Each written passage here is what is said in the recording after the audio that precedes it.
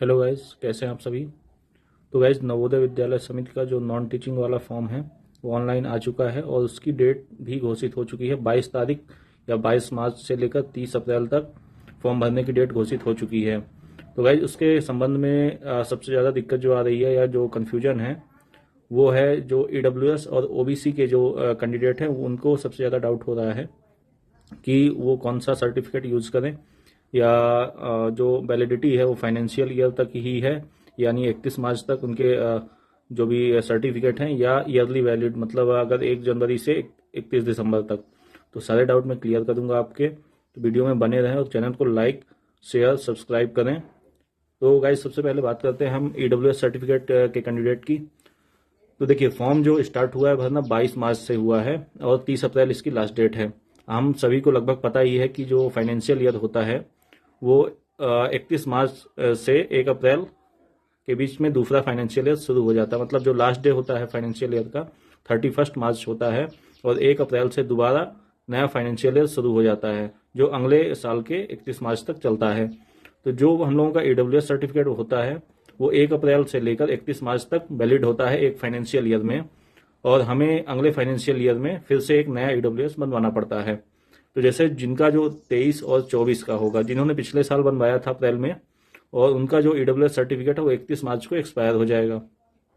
तो guys, EWS certificate जिनको लगाना है जनरल के कैंडिडेट को, उनको काम क्या करना है कि अगर वो फॉर्म भर रहे हैं तो 22 से 31 मार्च तक अगर वो फॉर्म भर लेते हैं तो उनको 2023-24 वाला सर्टिफिकेट काम करेगा। डीवी के टाइम पे उनको वही सर्टिफिकेट दिखाना पड़ेगा।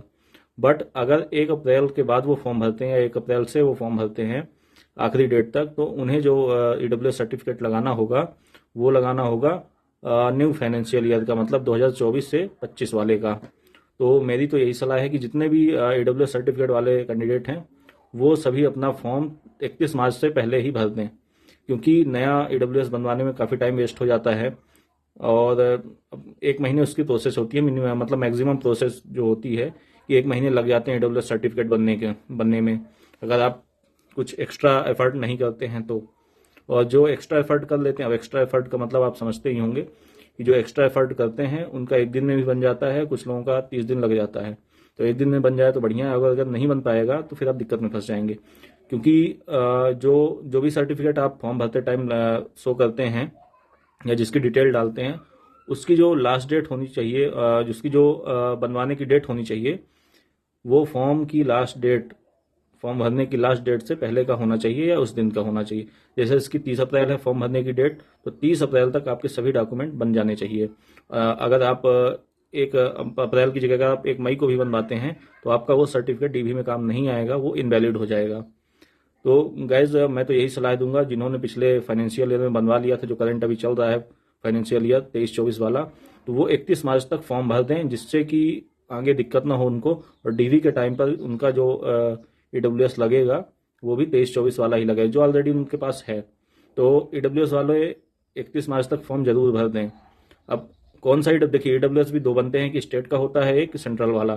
तो स्टेट का जो होता है वो हिंदी में होता है, उसकी क्राइटेरिया ज़्यादा होती है, आय की क्राइटेरिया 8 लाख ही होती है। बट जो लैंड का होता है कि 1500 वर्ग फीट या 2000 वर्ग फीट या मिनिमम जो लैंड होती है वो स्टेट में ज़्यादा होती है, और जो सेंट्रल का बनता है उसमें भी 8 लाख का ही टोटल इनकम होना चाहिए। बट जो लैंड का क्राइटेरिया होता है वो सेंट्रल में कम होता है, और जो सेंट्रल का सर्टिफिकेट होता है ईडब्ल्यूएस का वो इंग्लिश में बनता है और स्टेट वाला हिंदी में। तो हमको इंग्लिश वाले सर्टिफिकेट की डिटेल डालनी है। हालांकि दोनों का जो सर्टिफिकेट नंबर होता है वो एक ही होता है, लेकिन आपको एक बात ध्यान में रख लेनी है कि आपके पास इंग्लिश वाला भी सर्टिफिकेट होना चाहिए, क्योंकि जब वहाँ चेक होगा तो इंग्लिश वाला चेक होगा, यानी सेंट्रल वाला। ठीक है, तो ईडब्ल्यूएस वाले सारे डाउट क्लियर हो चुके हैं। अगर किसी को डाउट है तो कमेंट सेक्शन में बताएगा। इसके अलावा अब बात करें अगर ओबीसी की, तो देखिए ओबीसी वालों का जो प्रोसीजर है सर्टिफिकेट का, तो देखिए इनके पास भी 2 सर्टिफिकेट होते हैं, एक ब्लॉक लेवल का होता है और एक एसडीएम का।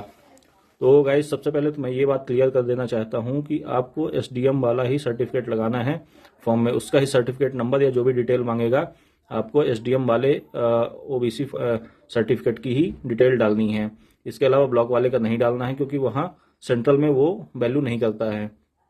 ठीक, इसके बाद दूसरी चीज़ क्या होती है, जो वैलिडिटी की बात करें तो देखिए आपका जो ओबीसी सर्टिफिकेट होता है, तो जो बीडीओ लेवल के ब्लॉक लेवल का होता है, वो लाइफ टाइम तक भी वैलिड होता है कई राज्यों में, और कई राज्यों में 3 साल के लिए होता है।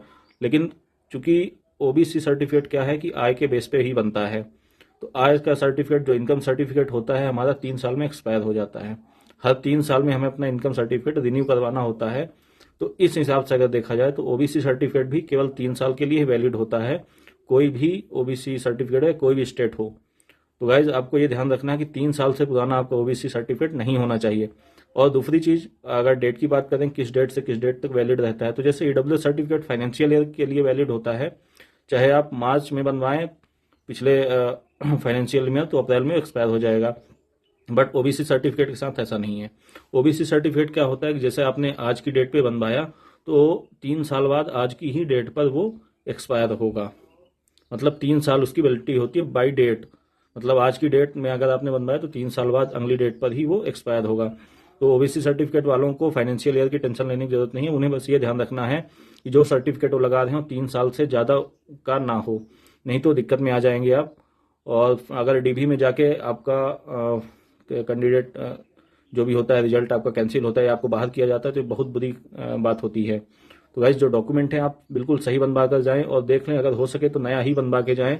फॉर्म भरने की डेट के जो लास्ट डेट होती है उसके बीच में आप बनवा लें। तो ओबीसी सर्टिफिकेट वाले ध्यान रखेंगे, आपको एसडीएम लेवल का सर्टिफिकेट चाहिए, और जो 3 साल से ज़्यादा पुराना ना हो, नहीं तो आप दिक्कत में आ जाएंगे। ये आप लिख कर ले लीजिए, 3 साल से पुराना अगर ओबीसी सर्टिफिकेट होगा तो आप दिक्कत में आएंगे डीवी के टाइम पर, और डीवी सबसे लास्ट में होता है।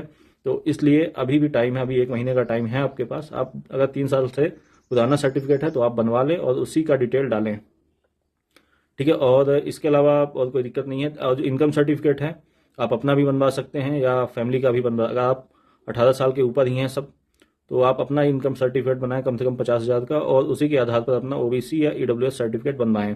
तो गाइज ये थी पूरी जानकारी ओबीसी और ईडब्ल्यूएस सर्टिफिकेट को लेकर। इसके अलावा अगर आपको अभी भी कोई डाउट है तो आप कमेंट सेक्शन में कमेंट करिए, या फिर जो मेरा व्हाट्सअप नंबर डाला हुआ है या टेलीग्राम पे उस पर आप मैसेज करेंगे, मैं आपका पूरा डाउट सॉल्व करूंगा।